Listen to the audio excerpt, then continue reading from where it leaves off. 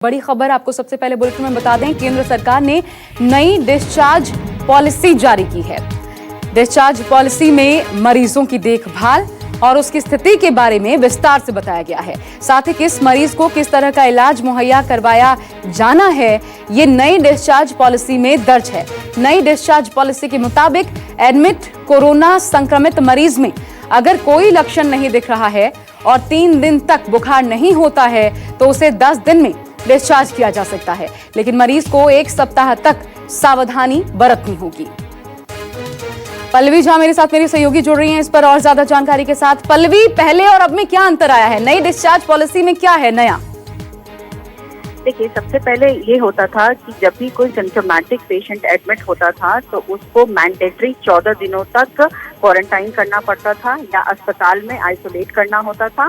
उसके बाद 2 टेस्ट होते थे डिस्चार्ज होने से पहले। अगर वो दोनों टेस्ट नेगेटिव हो जाते थे तभी उसको डिस्चार्ज किया जाता था, ये कहते हुए कि अगले 14 दिनों तक भी आपको एहतियात बरतना है।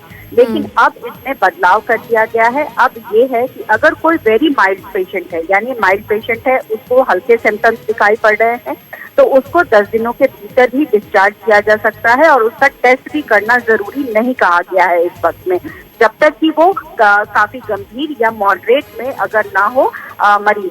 लेकिन अगर माइल्ड है और अगर उसमें बुखार या लक्षण जो है वो सुधर रहे हैं तो उसमें ये कहा गया है कि 10 दिनों के अंदर ही उसको डिस्चार्ज कर दिया जाएगा, इस नियम के साथ कि आप अपने आप को 7 दिन तक क्वारंटाइन करेंगे और उन 7 दिनों में अगर आपको लगता है कि फिर से कुछ तकलीफ बढ़ रही है तो आप जो कोविड सेंटर है वहां पर संपर्क करेंगे।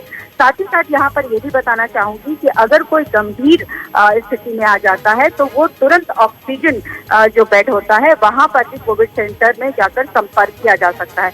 तो ये एक बड़ा बदलाव है। खतरे की आशंका ही ना रहे। जब ये समझा जाता था कि ये व्यक्ति पूरी तरीके से सुरक्षित है, बाहर जा सकता है, दूसरे से अगर संपर्क में आता भी है तो भी कोई डर नहीं होगा, तो फिर क्या ये एक तरीके से शंका मन में रखना नहीं हुआ कि मानिए बाहर जाए ऐसा व्यक्ति, आप 10 दिनों के भीतर उसे डिस्चार्ज कर रहे हैं, फिर अगर दोबारा से, क्योंकि ऐसी तमाम खबरें आई हैं जिसमें एक व्यक्ति को दोबारा से कोरोना हुआ है, तो फिर क्या होगा ऐसी स्थिति में?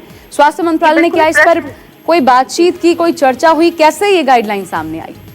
जी देखिए, ये प्रश्न बहुत जायज है क्योंकि सबके मन में यही सवाल उठ रहा है कि अगर माइल्ड है कोई भी पेशेंट, या मतलब अगर देख लें कि किसी मरीज में ज्यादा आपको नहीं दिखाई पड़ रहा है कि इस तरीके के सिम्टम है और आप उसे छोड़ देते हैं तो क्या इसकी गुंजाइश रहेगी? नहीं।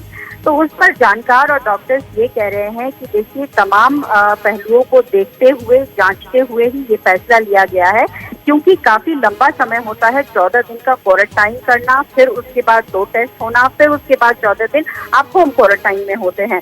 इसमें काफी लंबा समय लग जाता है और जाहिर तौर पर जो फैसिलिटी हमारे पास उपलब्ध है और इतनी संख्या में हमें डील भी करना है, तो जाहिर तौर पर उसके लिए एक बड़ा चैलेंज होगा कि आप अस्पताल में हर मरीज को वो सुविधा दे पाएं। तो ये भी एक विषय जरूर रहा होगा कि ज्यादा से ज्यादा अगर टेस्टिंग होती है तो ज्यादा से ज्यादा लोगों को केटर करें ताकि अस्पताल से कुछ लोगों को छुट्टी दें। हालांकि ये गाइडलाइंस में साफ तौर पर लिखा गया है कि वो जो 7 दिन आपको होम क्वारंटाइन रहना है उसमें बहुत सारी एहतियात बरतने की जरूरत है और कहीं भी अगर चूक होती है तो उसमें ये भी प्रावधान होगा कि आप उस पर सरकार या एडमिनिस्ट्रेशन जो है वो एक्शन भी ले सकती है। तो बिल्कुल, बढ़ते मामलों को देखते हुए हर पक्ष सोचे जाने की जरूरत भी है और उम्मीद की जानी चाहिए कि पॉजिटिव ही साबित हो। शुक्रिया आपका पल्लवी इस पर बातचीत के लिए।